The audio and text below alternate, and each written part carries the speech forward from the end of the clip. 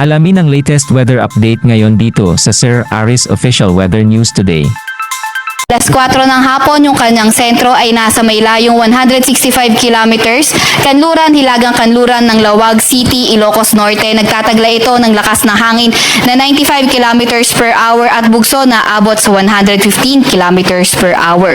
Ito ay kumikilo sa direksyong west-northwest sa bilis na 10 kilometers per hour. So tingnan naman muna natin itong magiging track ni Enteng. So nakikita nga natin na after 24 hours or 2 p.m. September 4 ay nasa labas na nga ito na ating Philippine Area of Responsibility at 345 kilometers west-northwest ng Lawag City, Ilocos Norte.